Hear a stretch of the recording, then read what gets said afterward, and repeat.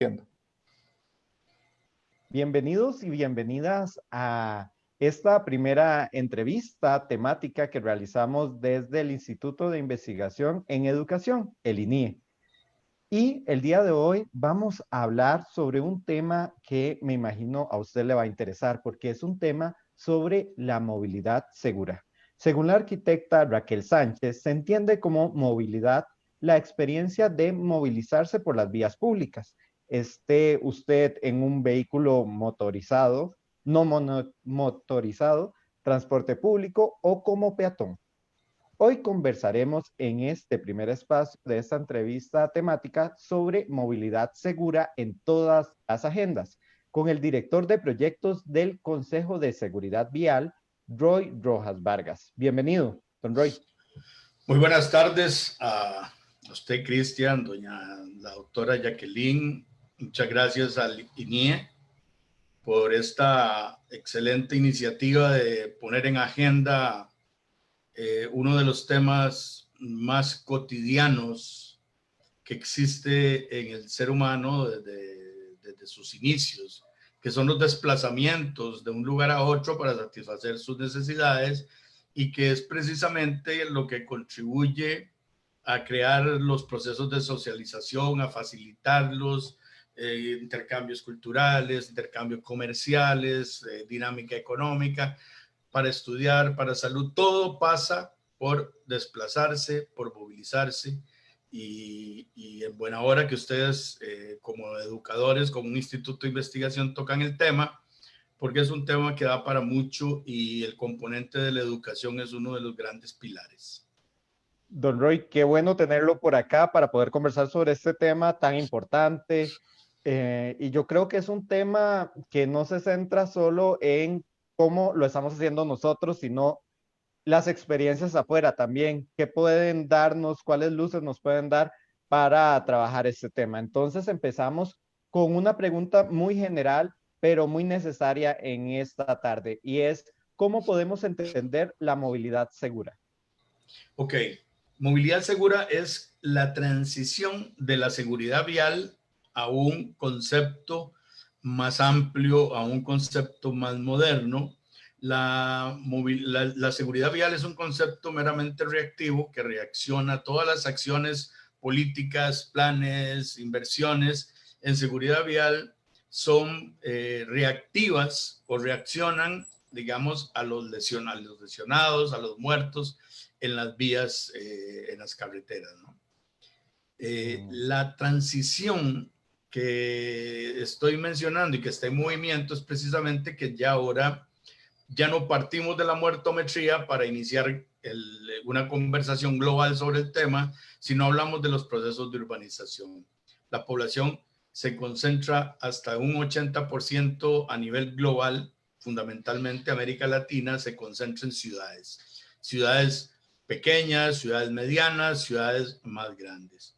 Entonces, en la configuración para analizar la movilidad y los desplazamientos es precisamente este elemento que, digamos, configura un nuevo marco conceptual en la seguridad vial. Ya ahora no hablamos de seguridad vial, hablamos de movilidad segura, que es un proceso de acciones, de intervenciones, de conocimientos articulados en forma multisectorial, en forma multifactorial, para explicar primeramente la dinámica de los desplazamientos de la población según los modos de transporte. Y de igual forma, no solo explicar, sino abordarlo e intervenir sobre él de manera tal de que la finalidad ya no es reaccionar a los muertos y los lesionados, sino es promover, facilitar la infraestructura, el conocimiento, el equipamiento urbano, rural, que permita que esa movilidad, que esos desplazamientos sean seguros, sean limpios y que sean rentables. Entonces, el tener claro esos tres elementos, si los desplazamientos cumplen con esos tres criterios, estamos hablando de impactar en los procesos de descarbonización, estamos hablando de impactar la salud pública de acuerdo al perfil epidemiológico que tiene el país, de enfermedades crónicas, de todo lo que tiene que ver con procesos de ensordecimiento progresivo, enfermedades respiratorias, dermatológicas, o sea, todo un perfil epidemiológico muy propio de la época moderna, que la movilidad, al nosotros incidir sobre formas de desplazamiento más seguras, más limpias y más rentables, el transitar hacia sistemas integrados de transporte y movilidad nos va a permitir incidir sobre la salud, incidir sobre una mejora en la calidad del aire, incidir sobre una reducción, ahora sí, en las lesiones que puedan ocurrir en las vías. Entonces, concretamente, el resumo es que el desplazamiento que las personas realicen día a día de acuerdo a la finalidad para satisfacer su necesidad se asegura, sea limpia y sea rentable. Don Roy, usted comenta algo muy importante a tomar en cuenta y es el tema de que los países latinoamericanos, digamos, muy a nivel general, tienen ciudades pequeñas, digamos. Entonces, no es más fácil administrar ciudades pequeñas que ciudades grandes. ¿Y por qué hay entonces tanto desorden tal vez en el tema de movilidad, donde vemos presas, donde vemos incluso el tema de las calles, ¿verdad? En mal estado.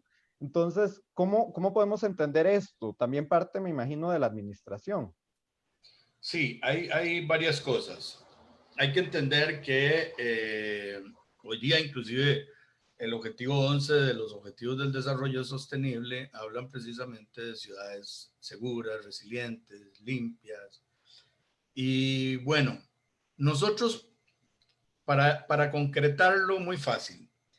San Carlos, Ciudad Quesada, Pital, Cariari de Guapiles, que antes en alguna medida los definíamos como pueblos, son pequeñas ciudades, tienen comportamiento de ciudad.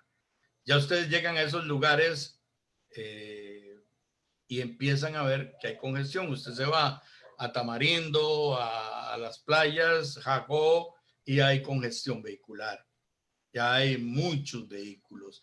El sistema en general de movilidad y transporte y de infraestructura globalmente se hizo pensando en los carros y se ha desarrollado pensando en los carros.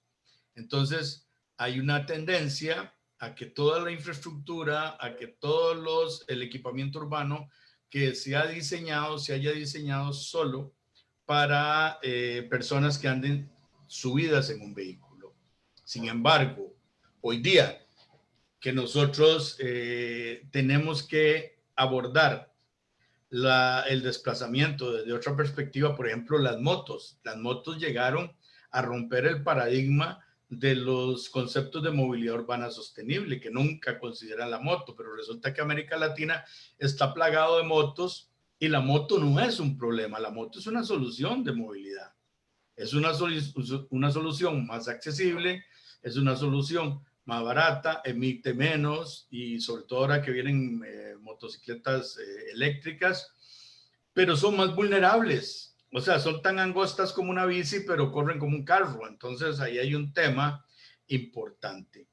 Entonces, efectivamente, la administración, las municipalidades, las municipalidades nuestras tienen que rediseñarse, tienen que o sea, como decir, quitar el chip tradicional de gobernar pueblitos a gobernar pequeñas ciudades.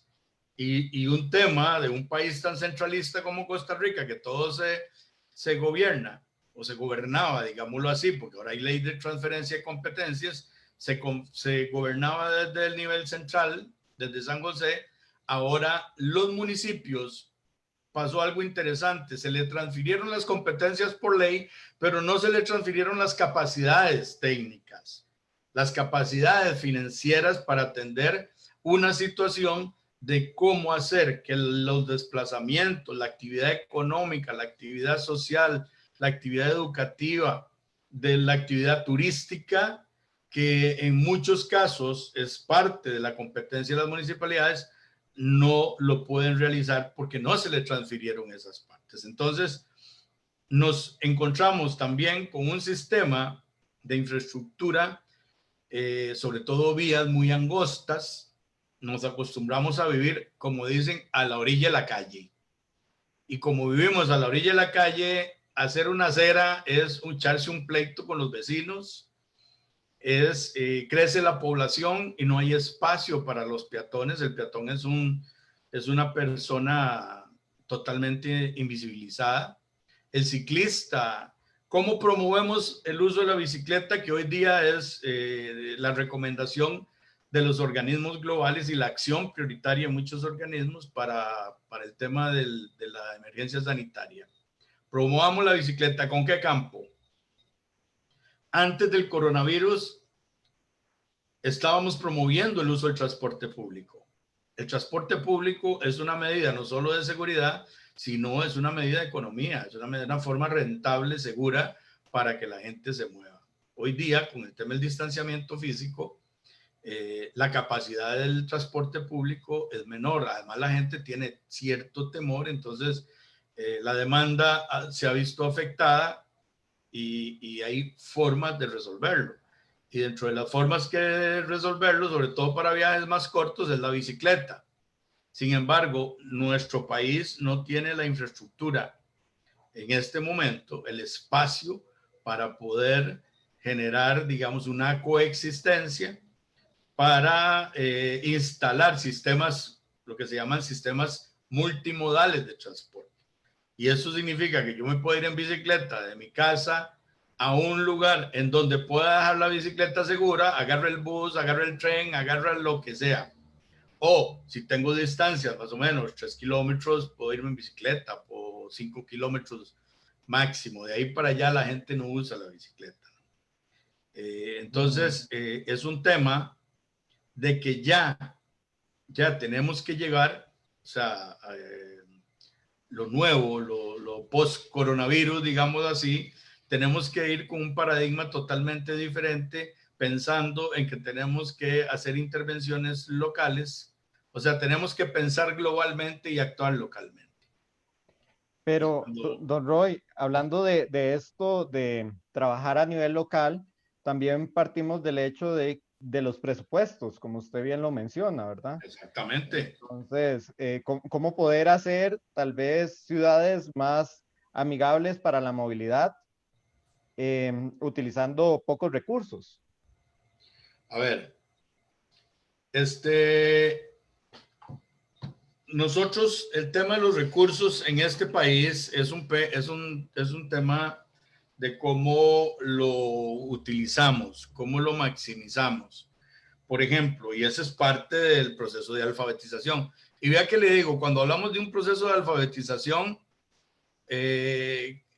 compañeros, no hablamos de hablarle a iletrados, es alfabetizar a población inclusive con nivel de posgrado en el tema de infraestructura.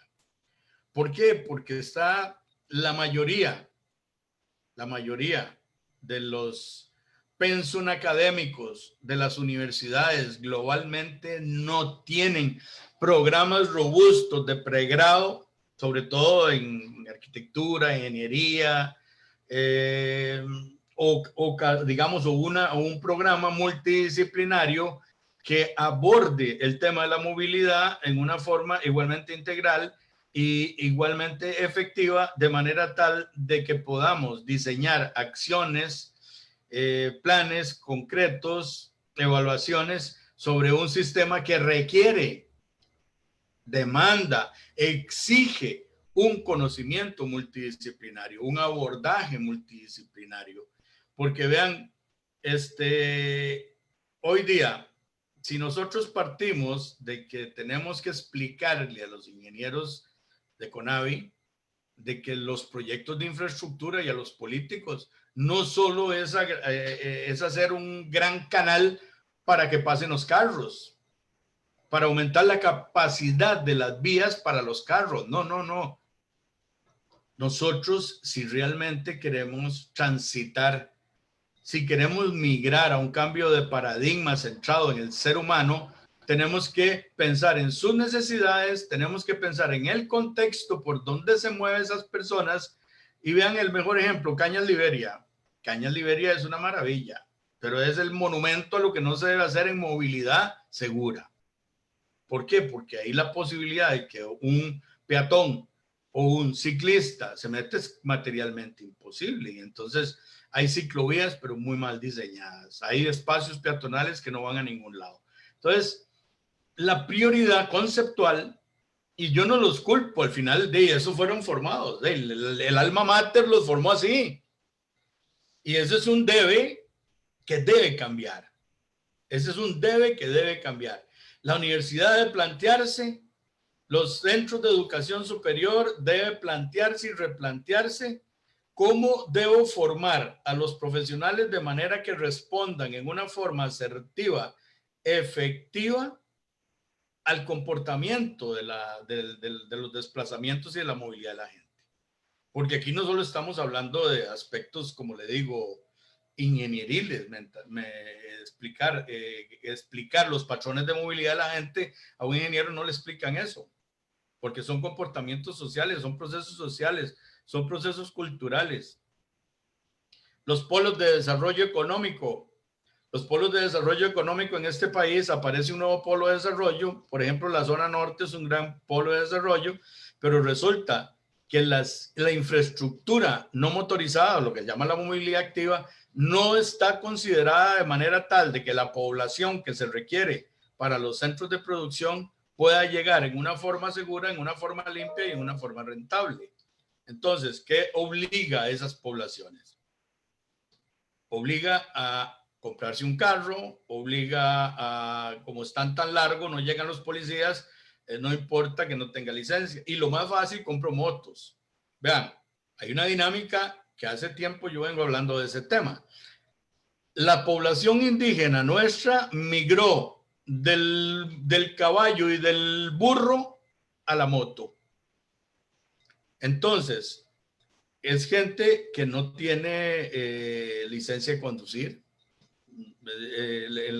En Talamanca, en Corredores, allá en Laurel de Corredores, todas esas zonas que hemos ido a trabajar con las poblaciones, en Los Chiles, Eupala, Guatuso, todas estas zonas nos encontramos gente que no tiene licencia. Y usted les pregunta, ¿cómo aprendieron a manejar la moto? Y ahí nos tiramos a la calle. Entonces, eso es desde la parte de la operación de un vehículo. X, bicicleta, carro, y ahora hay toda una tendencia a lo que se llama la micromovilidad. La micromovilidad son los famosos scooters eléctricos que pueden desarrollar más de 50 kilómetros por hora, ¿no? Entonces, ¿cómo hacemos que un espacio limitado todos puedan optar por un tipo de vehículo de acuerdo a su contexto, de acuerdo a su capacidad económica, de acuerdo a sus posibilidades para moverse en una forma segura? Ahí estoy hablando de movilidad segura. Entonces, si el problema de analfabetismo no es un tema solo de territorialidad, sino que también es ni tampoco de escolaridad, sino es un tema de comprender apropiadamente cómo funciona el sistema de movilidad y transporte. Entonces, por eso tenemos que hacer tipo Freire, llegarle a la gente de acuerdo a sus necesidades, volver a los núcleos generadores, incorporar la industria, la empresa privada, incorporar el tema en los call centers, en cualquier modo de producción, pero también en el sector salud, en el sector educativo, en el sector privado, en las policías. Todo el tema es que esta gente lo entienda, y para nosotros es un gran desafío porque nosotros a nivel del Ministerio de Obras Públicas y Transportes tenemos que llevar ese proceso de alfabetización a los que hoy día lideran los procesos de inversión pública en materia de infraestructura. Si esta gente no cambia su paradigma, seguirán haciendo calles para carros. Y hoy día el nuevo enfoque, sistema seguro, es un enfoque que parte de que el ser humano es vulnerable. El ser humano es vulnerable A partir de 60 kilómetros por hora, si me impacta un vehículo a una persona promedio, la probabilidad de que me muera es de un 80%. 60 kilómetros por hora. Pero vea que tema de las colas. En las colas tenemos adultos mayores y tenemos niños. Resulta que tampoco leemos, y tampoco los ingenieros tienen por qué hacer lecturas de contexto. Estamos ante una transición demográfica. La población se nos está envejeciendo y todavía no nos estamos anticipando a los viejitos que le dice el doctor. Mire, señor, don Roy, usted tiene que caminar, usted no se puede quedar ahí, tiene que caminar. Sí, claro, ¿y por dónde camino? Usted lo mandan a hacer mandados, ¿por dónde? En una forma segura, porque además tenemos puentes antipeatonales. Ahí hay que ser experto en deportes extremos para subir esos puentes. ¿Comprende? Entonces, la alfabetización parte de que debe ser. Este es un tema de salud pública, es un tema social, es un tema económico, es un tema de trabajo, es un tema de cultural, es un tema tecnológico del desarrollo, cómo la tecnología, el desarrollo tecnológico, hacemos que la movilidad sea más segura, más limpia y más rentable. Don Roy, hablando de todo esto, yo iba a tocar ese punto, el tema de la inclusividad dentro de la infraestructura que tenemos en la actualidad, ¿verdad? Y también no solo pensar en la actualidad, sino pensar a futuro, tener esa visión de futuro, como ha tenido otras ciudades latinoamericanas, tal vez, si podríamos mencionar. Sí. Esas experiencias desde afuera que tal vez den luces para trabajar este tema. Mire, Cristian, yo le voy a decir una cosa. Yo ya anduve por el mundo en este tema. Y uno de los grandes problemas que tenemos nosotros es, a ver, la evidencia científica. Una medida que no esté sustentada en evidencia científica es una medida activista y con unos niveles de incertidumbre importantes que hacen que lo que vayamos a hacer no funcione. Pero tenemos un círculo medio perverso. Resulta que la evidencia científica está construida en sistemas de movilidad y transporte de países desarrollados, con culturas diferentes, con dinámicas diferentes. Y entonces eso hace que cuando nosotros tomamos la evidencia científica para sustentar nuestras medidas, sí, súper, calzan perfectamente. Pero los insumos, las actividades, los contextos van o se confabulan contra la precisión de la evidencia científica. Entonces, nos lleva, porque la academia nos lleva precisamente a construir evidencia científica endógena.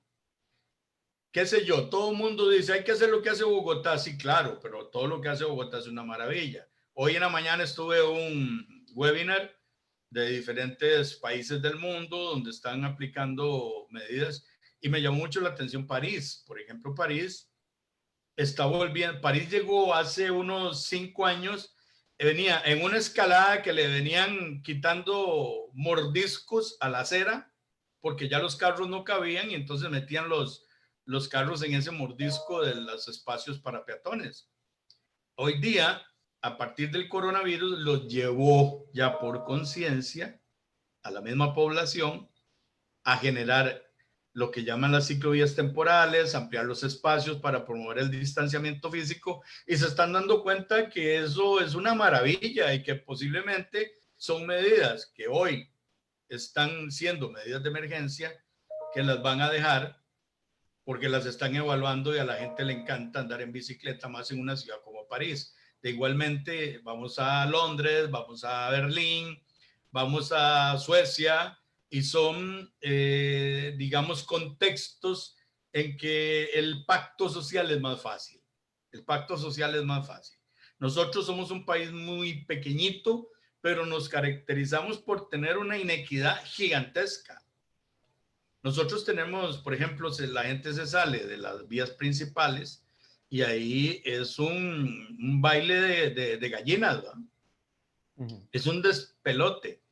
Entonces, cuando yo hablo de inequidad es de conectividad. ¿Cómo conecto desde donde la gente vive? Que ese es otro tema. que trae el proceso de urbanización mal enfocado y mal planeado. Las periferias de las ciudades pequeñas y grandes vinieron o se dieron, digamos, con una ilusión, con una esperanza de que hubiera derrame. ¿Por qué? Porque el 80% del Producto Interno Bruto se genera en las ciudades. Pero resulta que no se dio el derrame. Entonces encontramos poblaciones que por otra parte son procesos, es que esto es complejo y es bien interesante. Al cerrarse las fronteras agrícolas, ¿qué significa eso? Que la forma de producción agrícola de pequeños productores no fue rentable. Y al no ser rentable, la gente quedó con préstamos, la gente quedó con deuda.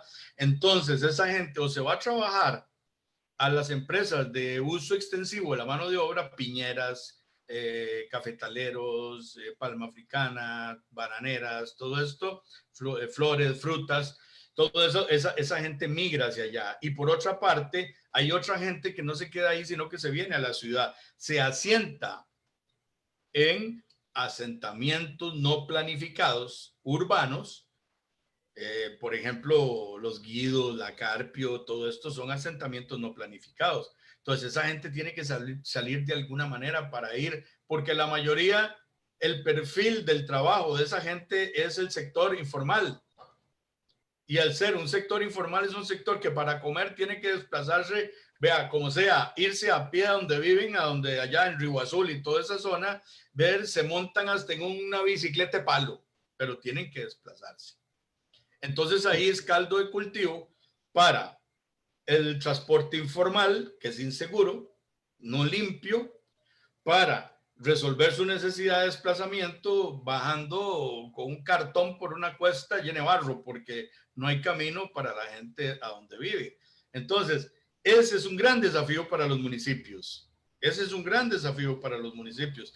Los centros educativos, como históricamente el hospital y la escuela se hicieron frente a las calles principales para que los vean, y ahí está para que vean la placa del diputado del que hizo eso, pero no pensaron que eso, cuando crece la flota vehicular, crece la exposición al riesgo, entonces los niños cuando salen con el riesgo de que los mate un carro.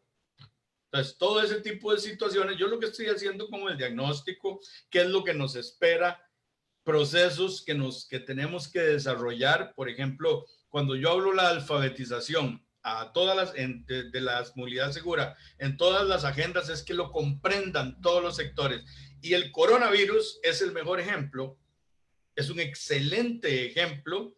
Lavado de manos, bueno, póngase el cinturón. El distanciamiento físico, bueno, pues eso significa que cruce por donde tengo que cruzar. Y así, qué sé yo, el uso del gel, bueno, ese es el casco. Entonces, lo mismo, el comportamiento de la movilidad tiene como externalidades negativas similares. Digamos, el comportamiento epidemiológico es similar a lo que ocurre con los desplazamientos de la gente. Se expone a riesgos. Don Roy, antes de que continúe con su exposición, también agradecerle a las personas que están conectadas en esta plataforma de Zoom, que ya tenemos unas consultas, unos comentarios de varias personas, y también agradecer a las personas que están en la transmisión vía Facebook Live por el Instituto de Investigación en Educación. Ahí pueden encontrar esta entrevista completa por si quieren después revisarla con más detenimiento. Y recordarles que hoy estamos trabajando el tema de movilidad segura en todas las agendas, debido a que el mes de junio es el mes de seguridad vial. Entonces, estas entrevistas temáticas las estamos haciendo para eso, para trabajar diferentes temáticas. Entonces, todos los últimos martes de cada mes vamos a tener una entrevista temática. Y el día de hoy estamos hablando con el director de proyectos del COSEBI, don Roy, que nos acompaña. Por acá tenemos unas consultas. Diego Céspedes dice, buenas tardes, gracias por la invitación. Sería muy importante ahora que estamos todos esperando las noticias llegarle a los medios para que ellos empiecen a educar a todos por igual, planteaba don Roy Rojas. Y por acá tenemos otra consulta de Carlos Gómez. Dice, es de gran importancia abrir conciencia en el mantenimiento de las aceras. Muchas de ellas están en un estado deplorable. Son un espacio de uso público y cada propietario debería velar por su mantenimiento. Claro, claro. O sea, son muy atinadas las dos, con los dos comentarios. Efectivamente, la acera, vean, la acera, el sistema de desplazamiento, de la movilidad, hoy día lo que asistimos es a una competencia por el espacio de los más vulnerables, pero campal es la batalla. ¿Por qué? Porque resulta que las aceras se convirtieron en supermercados, en la feria del agricultor, en tiendas, en lugares de parqueo, eso cuando están en buen, más o menos en regular estado. Pero las aceras, que es un espacio exclusivamente para el peatón, pero además tiene que ser accesible, tiene que estar diseñado con un ancho, con una geometría que permita que sea totalmente amigable para cualquier tipo de población, para personas con discapacidad, para niños, para personas adultas mayores y en general para movilizarse. Hay una ley, la ley dice que hay una ley que tiene que ver con el tema de aceras, que dice que las aceras, el municipio, si la persona no la hace, el municipio la hace y después se la cobren los impuestos. Bueno, pues eso ha sido poco efectivo, digamos que no ha sido. Y por otra parte, tenemos que la gente, la acera, si no le incomoda vivir en un pedacito de salida ahí. Ustedes ven la carretera Guadalupe, esa carretera hasta Coronado, que es una maravilla, anchísima. Y vean, si ustedes pasan por ahí, ponen atención, a veces hay casas que están pegadas a la vía, que tienen una barandita y hay un chiquito jugando. Si ese chiquito se sale de esa baranda, cae exactamente a la vía rápida. Entonces, esos son los diseños sin rostro humano que yo llamo. Tenemos una infraestructura sin rostro humano, una infraestructura que no considera esa variable de la necesidad de acuerdo a la etapa de curso de vida que tenga la persona y al contexto en donde viven. Entonces, a veces tendemos a hacer infraestructura. Nosotros en COSEBI, pues estamos desarrollando un convenio con la Unión de Gobiernos Locales para financiar tramos integrados, porque si no suena como muy populista, haga 2.5 kilómetros de acera y el alcalde lo va a hacer, depende de donde le dé la gana. No, el requisito tiene que ser que tiene que estar conectado con una vía en donde yo me acerque a tomar el bus, en donde pueda realmente ser útil la acera. Y usualmente la acera tiene que ver con lo que se llama la última milla. La última milla es desde su casa a donde lo deja el bus. Y muchas personas viven ahí. Esa última milla está llena de huecos, no está pavimentada, es un despelote. Entonces ahí son caldos de cultivo para que aparezcan formas creativas de desplazamiento, de movilidad. Tomando en cuenta esas palabras, también recordarles que nosotros hicimos un sondeo de opinión con diferentes personas de la comunidad del INIE y preguntamos sobre algunos detalles sobre movilidad. Y les preguntamos a estas personas qué medio es el más utilizado a la hora de transportarse, cuál es el medio que más utilizan. Y la mayoría de personas manifestó que el vehículo, un 30% para caminar y un 60% para vehículo. También hablamos o preguntamos, mejor dicho, sobre el motivo de salida y la mayoría de personas manifestó que iban fuera de sus casas a ser mandados. Y así como otras preguntas, por ejemplo, hablamos o preguntamos sobre el tema de cuánto les conlleva ir de ida y de regreso en este tiempo recorrido cuando salen de sus casas. Y la mayoría de las personas dijo que entre 30 minutos a una hora cuando hacen este tipo de diligencias. y también tomando en cuenta el marco de la pandemia, mencionan que tienen estrés o preocupación o angustia al salir de sus casas por todo este motivo de la pandemia, entonces mayoritariamente. Entonces, bueno, esto también nos genera un contexto, don Roy, a nivel de sondeo. No, evidentemente no es una encuesta con bastante profundidad, pero es un sondeo que nos dice cómo se están movilizando las personas en la actualidad. Tal vez una breve reflexión sobre esto que le acabo de comentar, don Roy. Sí, claro. La pandemia, la pandemia, nosotros tenemos que alinear y promover, digámoslo así, espacios seguros que favorezcan el distanciamiento físico y la probabilidad de que la gente se mueva en una forma segura a sus trabajos, si está trabajando, o a satisfacer algún, algún tipo, digámoslo así, de necesidad, si quieren ir a la clínica, si quieren ir a la feria, si quieren ir. Hoy día nosotros ya estamos desarrollando, lo que pasa es que lo tenemos con perfil bajo, es un proceso para hacer una ciclovía temporal que cruza la ciudad de San José del Avalado y se amplían los espacios peatonales. ¿Por qué? Porque si ustedes van a San José hay una dinámica realmente importante. Si la gente sigue caminando, ya les digo, la gente tiene que comer y entonces están ante esa situación. Bueno, pues sí, póngase la máscara, la careta, póngase el barbijo, el tapabocas y camine.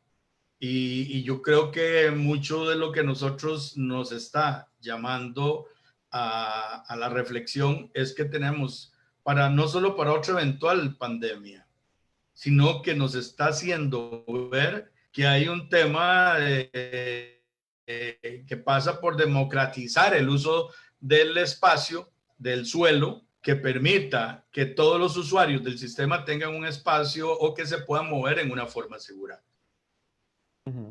Definitivamente, don Roy Rojas, este tema de la democratización en todas las vías, como en todas las agendas, como usted lo ha venido hablando durante esta tarde, es necesario entender al usuario y no realizar políticas tal vez desde lo vertical, sino más bien empezar desde abajo. Entonces, también hacia los lados. Y les comento que el día de hoy también nos acompaña la doctora Jacqueline García Fallas, quien es la directora del INIE de la Universidad de Costa Rica. Doña Jacqueline, le cedo la palabra. Bueno, muchas gracias a Cristian y también a don Roy por estas importantes apreciaciones y muy cierto lo que decía don Roy, es un tema de transformación de nuestra cultura vial y de nuestra educación. Para mí es más importante ver que esta educación debe partir de un conocimiento más profundo de cuáles son nuestra forma de comportarnos en los espacios viales, y para este aspecto creo fundamental el formar eh, relaciones empáticas desde pequeños hasta grandes para aprender a reconocer que todas y todos somos o tenemos derechos para usar los espacios viales. Creo que si no lo abordamos desde la parte de transformación cultural, difícilmente vamos a poder tener ciudades y campos y espacios más amigables y de convivencia social. Y don Roy decía algo que nos toca mucho a las universidades en el amplio sentido, y es el tema relacionado con las personas en el proceso de formación. La universidad y todas las universidades en el mundo tienen el gran potencial de transformar a la vida de las ciudades, la vida de las sociedades, la vida de las personas, porque estamos en la tarea de la mejor preparación profesional para los objetivos que así se definen. Y efectivamente él hacía una crítica que me parece muy importante porque nos obliga a estar revisando constantemente cómo estamos formando a nuestros profesionales. Y algo que a mí siempre me hace mucho eco es darnos cuenta y reflexionar desde dónde también estamos formando a esos profesionales. ¿Cuál es nuestra mirada acerca de la concepción que tenemos de nuestras áreas disciplinares, cualesquiera que sean en sus diferentes campos? Porque es desde este conocimiento, desde estas concepciones, que nos damos la tarea de pensar en los perfiles curriculares de las diferentes carreras. Si nosotros no hacemos sinergia para que estos perfiles profesionales estén acorde a todo este llamado de atención, de cómo pensarse ahora una nueva sociedad, de cómo pensarse ahora una nueva movilidad, de cómo pensarse, cómo abordar el proceso de formación de niños, adolescentes, adultos, que nos lleve a una transformación cultural, difícilmente vamos a llegar más temprano de lo que queríamos a esas metas. Igual que don Roy decía, para mí el efecto post pandemia ya ha generado cambios importantes para la toma de decisiones. Y yo creo que de una u otra manera, pues a reapropiarnos de los espacios viales para poder facilitar nuestra movilidad. Creo, como él lo señalaba, que esta es una tarea que exige un compromiso de todas y todos, pero también de nuestras autoridades. Y creo que el aporte de don Roy a la tarea de la pertinencia de los perfiles profesionales en los campos afines, incluidos la educación, porque para mí este es un tema también de educar, tiene mucho que ver con ser conscientes de cómo necesitamos aprender a convivir más armoniosamente. Le comentaba a don Roy que este año estoy muy contenta porque estamos presentando ante la Vicerrectoría de Investigación un nuevo proyecto que justamente trata este tema, pero lo trata pensando desde el fortalecimiento de un comportamiento que se basa en la empatía con las demás personas. El reconocer que no importa donde yo esté, si estoy caminando, si voy por la acera, si voy en bicicleta, en moto, en patines, en lo que sea, yo comparto ese espacio con otras personas, con otros vehículos, con otros espacios que se comunican entre sí. Y hay que aprender y desde muy pequeños la importancia que tiene reconocer que este espacio vial es compartido, que igual todas y todos tenemos los mismos intereses y necesidades para trasladarnos. Yo creo que todas y todos queremos llegar seguros, queremos llegar a tiempo, queremos llegar con nuestras familias y por eso es fundamental pensarlo desde el proceso educativo. Cómo incidir en que nuestro comportamiento realmente fortalezca estas relaciones empáticas de todas y todos con las otras personas con las que compartimos los espacios viales, aunque no los conozcamos, pero están inmersos en nuestro propio espacio. Para nosotros esta iniciativa de nuestro instituto es muy importante, como esta entrevista con don Roy, porque nos ayuda muchísimo a pensar los retos que tiene la educación y la necesidad de que reconozcamos que la educación transversalmente está inmersa en todo proceso y cambio sociocultural. Muchas gracias a don Roy por habernos dedicado esta tarde estas palabras. Estoy muy contenta porque yo no tenía el placer de conocerlo y sé que vamos a tener mucho que conversar con él por su experiencia y su conocimiento para que nuestro proyecto realmente ojalá logre alcanzar los objetivos que se proponen. Don Roy, de verdad, ha sido un placer escucharle a usted esta tarde. Con mucho gusto, doctora. Estamos para servirles y ya le digo que para mí la academia y sobre todo la parte de educación tiene un ámbito muy grande en el cual puedan aportarle a esta sociedad, porque ahí al final es salvar vidas, es calidad de vida, y Así es. si un proyecto universitario nos puede servir para enriquecer esos procesos que hoy día nos están dando y que faltan, o sea, porque nosotros hablamos de licencias de conducir, sí, pero para el que sabe leer y escribir, y los que no saben leer y escribir y que manejan hace 20 años. Entonces, tenemos un tema de inequidad que hay que cerrar esa brecha. Y para cerrar la brecha tenemos que hablar en lenguajes, tenemos que los pedagogos, los metodólogos, no son los ingenieros, no son los de ciencias sociales, son los expertos en procesos pedagógicos, en educación, los que nos van a ayudar a construir, porque eso es en alguna medida democratizar el conocimiento. Completamente de acuerdo, don Roy. Es democratizar el conocimiento, facilitar que ese conocimiento sea apropiado por los diferentes grupos y, como usted muy bien decía, es luchar contra la falta de equidad en nuestra sociedad. Definitivamente, por eso este tipo de espacios nos permiten reflexionar sobre todos estos alcances que debe tener la educación en nuestra sociedad. Y no estamos hablando, como usted muy bien lo señalaba, de pensarlo solo en espacios de educación formal, ¿verdad? Esto es necesario verlo en las comunidades,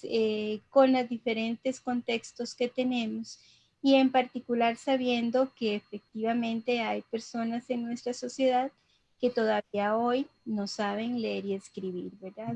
Así como usted señalaba, el reto de Freire al inicio de esta entrevista sigue siendo eso, democratizar la formación y abrir la posibilidad de tener mayor equidad. Muy bien.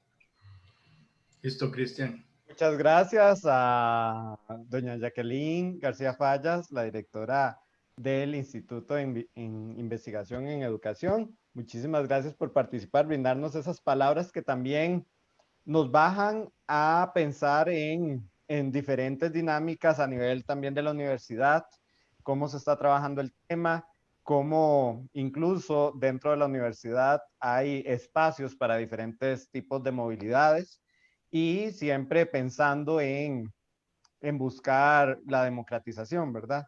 Aunque esto tal vez sean pasos pequeños, pero son pasos muy grandes para las personas que se ven beneficiadas de estos pensamientos tan importantes. Don Roy, una reflexión final acerca de la temática. Bueno, yo creo que el nuevo paradigma de la movilidad y el desplazamiento nos tiene que llevar a entender que es un tema multifactorial, que es un tema altamente sensible, cotidiano de la población, el desplazarse de lugares a otros, a satisfacer necesidades.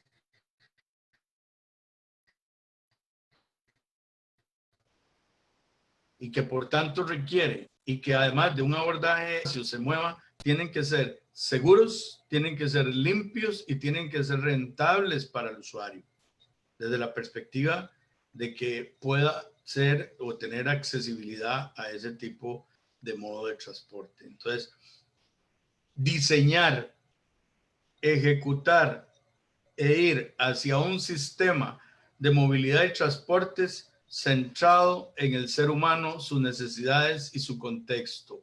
La democratización del conocimiento, la disminución de la brecha de inequidad que existe en el país pasa precisamente porque el proceso educativo se constituye en un eje fundamental para lograr ese proceso de democratización del conocimiento, para llegarle a todas las agendas de la dinámica social de este país que nos permitan a nosotros cumplir con ese objetivo de que la movilidad y el transporte sea seguro, sea limpio y sea rentable. Muchas gracias a don Roy Rojas por participar esta tarde conversando sobre este tema tan importante, la movilidad segura en todas las agendas. Él es el director de proyectos del Consejo de Seguridad Vial de Costa Rica. Muchas gracias por compartir esta tarde con nosotros. Gracias. Y a usted también agradecerle por compartir con nosotros esta tarde. Recordarles que esta transmisión va a estar por el Facebook del Instituto de Investigación en Educación de la UCR. Ahí pueden revisarlo y en dado caso, si tienen alguna duda, algún comentario, pueden también dejarlo por ahí. Y también recordarles que está la página del COSEBI en Facebook para, en dado caso, si tienen una consulta directa con ellos. Muchas gracias a todas las personas que participaron.